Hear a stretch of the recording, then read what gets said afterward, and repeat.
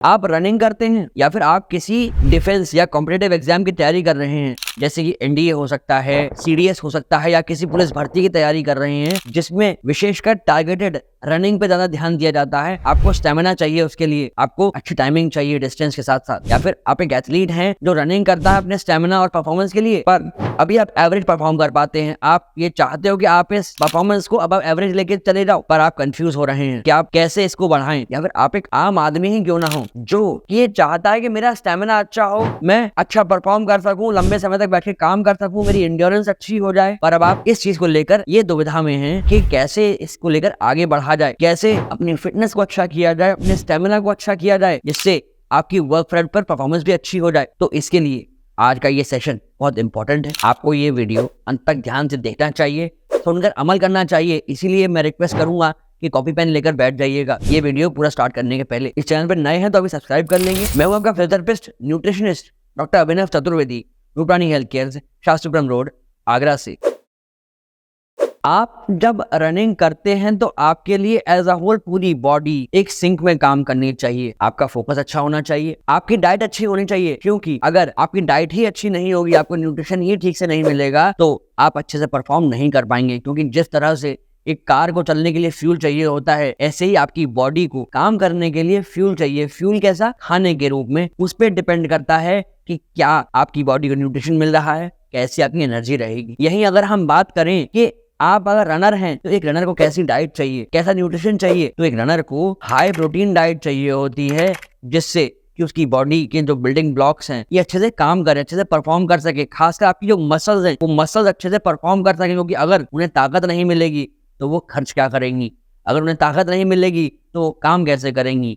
इसके लिए आपको लीन प्रोटीन लेना चाहिए, जैसे आप फिश ले सकते हैं, या फिर आप एवोकाडो ले सकते हैं, आप दूध पी सकते हैं, आप सोया ले सकते हैं, आप टोफू ले सकते हैं, जिससे कि आपकी बॉडी में प्रोटीन की मात्रा अच्छी होगी तो माइक्रो ट्रॉमा जो होगा बॉडी के अंदर आप उसको सहन कर सकेंगे। क्योंकि अगर आप दौड़ रहे हैं और आपके अंदर ताकत ही नहीं बची तो आप कैसे दौड़ोगे। इसलिए ये बहुत महत्वपूर्ण है कि आप अच्छी डाइट लें, आप फैट की मात्रा को मॉडरेट रखें और न्यूनतम साइड रखें, जिससे कि आपका वजन ना बढ़ने पाए। हाँ, ये बात आवश्यक है कि आप फैट आप लें, मगर न्यूनतम मात्रा में, क्योंकि अगर आप फैट नहीं लेंगे तो भी समस्या होगी। इसके साथ में आपको लेना चाहिए पानी। आप अगर हाइड्रेशन अच्छा नहीं होगा तो भी आपको दिक्कत होगी। हम अक्सर ये कहते हैं कि एक आम आदमी को 2 से 3 लीटर पानी दिन भर में पीना चाहिए, पर आप आम आदमी जैसा काम नहीं कर रहे, आप रनिंग कर रहे हैं। ये काम एथलीट्स का होता है, या अगर आप एक एथलीट ही हैं तो आपके लिए वाटर इनटेक बहुत जरूरी है। आपको रनिंग के पहले 300 से 400 ml पानी पीना चाहिए। ड्यूरिंग रनिंग आप हर 10-15 मिनट में 100-250 ml पानी पी लें अवश्य, और रनिंग के थोड़ी देर बाद में भी आप पानी का सेवन करें, और दिन भर में लगभग 4 से 5 लीटर पानी आपके लिए मिनिमम रिक्वायर्ड है। आई होप आपको ये सारी बात समझ आ रही होगी कि डाइट कितना बड़ा रोल प्ले करती है। आपको ये बात समझ आई हो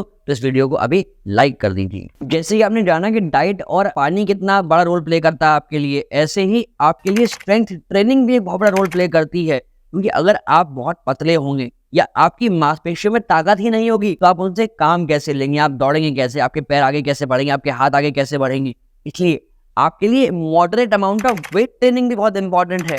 मॉडरेट हम क्यों कह रहे हैं? मॉडरेट इसलिए क्योंकि अगर आप बहुत ज्यादा करेंगे तो आपकी बॉडी में स्टिफनेस आने लगेगी। आपको देखिए बल्क नहीं चाहिए, आपको ताकत चाहिए। इसलिए आपको moderate amount of weight training जरूरी है कि आपकी मांसपेशियों में ताकत आए और आप दौड़ सके। क्योंकि जब आप स्ट्रेंथ ट्रेनिंग करते हैं तो आपके अंदर पावर आती है, तो आपका स्टेमिना बिल्ड होता है, आप में एजिलिटी आती है, क्योंकि आप में ताकत आ जाएगी, आपकी मांसपेशियां अच्छा काम करने लगेंगी। साथ में आप इंजरी फ्री रहेंगे, आपको इंजरी का रिस्क नहीं रहेगा, क्योंकि अगर मांसपेशियां कमजोर होती हैं तो इंजरी होने के चांसेस बढ़ जाते हैं। स्ट्रेंथ ट्रेनिंग के बाद आपको एक चीज का बहुत ख्याल रखना चाहिए, आपका रिकवरी टाइम। क्या होता है, जब भी आप किसी भी तरह की एक्सरसाइज शुरू करते हैं तो आपकी बॉडी में माइक्रो ट्रॉमा होता है, हर मसल में से हल्का हल्का ब्लड लीकेज होता है। ये आपके लिए नॉर्मल नहीं है, इसलिए आपको परेशानी होगी, आपकी मसल्स स्टार्टिंग में पेन कर सकती हैं। फॉर एग्जाम्पल, आप जब नए नए जिम जाते हैं या औरों को देखते हैं तो उन्हें थोड़ा स्टार्टिंग में पेन होता है, बॉडी पेन करती है। ये फेज आपके लिए बहुत इंपॉर्टेंट है, आपको इसको बहुत ध्यान से मैनेज करना चाहिए। आप अगर बिगिनर हैं तो स्टार्टिंग में 2 दिन का गैप रखिए अपनी रनिंग में, क्योंकि जो रिकवरी टाइम है, जो हीलिंग टाइम होता है वो 24 to 48 आवर्स का रहता है, और ग्रेजुअली आपको इसे कम करते चले जाना है। तो स्टार्टिंग में 2 दिन के बाद आप रनिंग करिए और धीमे धीमे इसको 1 दिन पे ले आइए। कैसे? आप मंडे रनिंग करेंगे, ट्यूसडे वेडनेसडे ब्रेक देंगे, थर्सडे रनिंग करेंगे, फ्राइडे सैटरडे ब्रेक देंगे, धीमे धीमे कर कर आप इसे ऑल्टरनेट डेज पर ले आइए।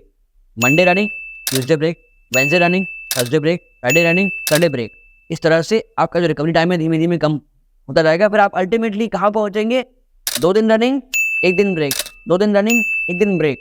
क्योंकि इससे आपका जो बॉडी का इलेक्ट्रोलाइट बैलेंस है, जो आपकी बॉडी में से फ्लूइड लॉस हुआ है, जो इलेक्ट्रोलाइट का लॉस हुआ है, वो आप रिकवर कर लेंगे। आप अगली बार रनिंग के लिए तैयार हो जाएंगे। और हाँ, आप प्रॉपर वार्म अप और कूल डाउन अवश्य करेंगे, जिससे कि आपकी मसल्स में किसी भी तरह का तनाव ना आने पाए, आपको कोई इंजरी ना होने पाए। तो ख्याल रखिए इन चीजों का। फिर भी आपको अगर कोई डाउट है तो आप कमेंट सेक्शन में अपना कमेंट हमें भेज सकते हैं। अब नेक्स्ट बात करते हैं कि स्ट्रेंथ ट्रेनिंग के बाद आप और किस तरह के वर्कआउट्स करके अपने रनिंग के टाइम को, स्पीड को इंप्रूव कर सकते हैं। तो उसमें पहला आता है HIIT, high intensity interval training. अब ये क्या होता है? आप कुछ इंटरवल्स में हाई इंटेंसिटी वर्कआउट करते हैं। फॉर एग्जांपल, आप 30 सेकंड रनिंग करेंगे, 30 सेकंड जॉग करेंगे, फिर 30 सेकंड रनिंग करेंगे, फिर 30 सेकंड जॉग करेंगे। नेक्स्ट पैटर्न आता है शॉर्ट स्प्रिंट्स। आप रनिंग कर रहे हो, मान लीजिए आप 5-7 मिनट दौड़ लिए, एक बर्स्ट दीजिए स्प्रिंट का, फिर जॉग करने लगी, फिर एक बर्स्ट दीजिए स्प्रिंट का, फिर आप रनिंग पर आ जाइए, जॉग पर आ जाइए। ऐसा क्यों करना है? ऐसा करना है आपकी जो मसल्स हैं उनकी एजिलिटी को बढ़ाने के लिए। जैसे कि फास्ट ट्विच मसल और लो ट्विच मसल होती हैं, आपको अपनी मसल्स को एक बर्स्ट देना है, जिससे उनकी जो वर्किंग है और स्मूथ होती चली जाए। हाँ, इन सभी टॉपिक्स पर हम आने वाले वीडियोस में डिटेल में बात करेंगे। अभी आप एक ओवरव्यू ले लीजिए, जिससे कि आपको मालूम पड़ सके हाँ हमें किन किन बिंदुओं पे काम करना है अपनी ओवरऑल रनिंग को बेहतर करने के लिए। आपको अगर ये बात सब समझ आ गई है, बहुत अच्छी बात है। अगर नहीं आई है, आपकी कोई भी क्वेरी है रनिंग को लेकर, तो आप हमसे 1-to-1 कंसल्टेशन कर सकते हैं। उसके लिए आपको कॉल करना है नीचे दिए गए नंबर्स पर। समय का ध्यान रखिएगा कॉल करने के लिए, सुबह 8 से शाम के 8 बजे तक, सोमवार से शनिवार के बीच। इसके बाद नंबर आता है लॉन्ग डिस्टेंस रनिंग का। यहाँ जो हमारा लॉन्ग डिस्टेंस से रेफरेंस है वो है कि आप अपनी जो कैपेसिटी है या आपका जो टारगेट है उससे डबल या ट्रिपल डिस्टेंस की रनिंग करें, जिससे आपकी जो कैपेसिटी है आप उसे इंक्रीज कर सके। इसके साथ साथ एक चीज होती है टेम्पो रनिंग। टेम्पो रनिंग में क्या करते हैं आप 2 या 3 स्पीड चुन लेते हैं। फॉर एग्जाम्पल, आपने एक स्पीड रखी जो हायर स्पीड है और एक लोअर स्पीड है। अब इसमें आप रुकेंगे नहीं, आप एक तय समय तक हायर स्पीड पे रन करेंगे, फिर एक तय समय तक लोअर स्पीड पे रन करेंगे, फिर हायर स्पीड पे रन करेंगे, फिर लोअर स्पीड पे रनिंग करेंगे, बट रुकेंगे नहीं। इसी तरह से हमने आपको स्टार्टिंग में कहा था न्यूट्रिशन के लिए, तो कैसा दूध आप पिए जिससे आपका कैल्शियम, जो बॉडी में कैल्शियम है, हड्डियों की मजबूती के लिए कैल्शियम चाहिए, वो बढ़ जाए। तो जानने के लिए ये आई कार्ड वाला वीडियो जाकर देखिएगा इस वीडियो के अंत में, ताकि आपको मालूम पड़े कि कौन सा दूध आपको पीना है जिससे आपकी बॉडी में कैल्शियम की मात्रा बढ़ सकती है। रनिंग करते में बहुत जरूरी है कि आपका पोस्चर प्रॉपर रहे। आप किस तरह से अपनी बॉडी को अलाइन कर रहे हैं, किस तरह से आपके हाथ चल रहे हैं, आपके पैर चल रहे हैं, बहुत इंपॉर्टेंट है। आपका ओवरऑल जो रनिंग पोस्चर है वो बहुत इंपॉर्टेंट है। इसके साथ साथ एक बहुत ही महत्वपूर्ण चीज है ब्रीदिंग। आप सांस कैसे लेते हैं, क्योंकि यही एक वो तरीका है जिससे आपकी बॉडी को ऑक्सीजन मिलती है, आपके हर सेल, हर टिश्यू, हर ऑर्गन, हर मांसपेशी को ताकत मिलती है, ऑक्सीजन मिलती है। इसलिए अपनी ब्रीदिंग पे ध्यान रखिए। आशा करते हैं आपको सब चीज समझ आ रही होगी, आपने नोट भी कर ली होगी।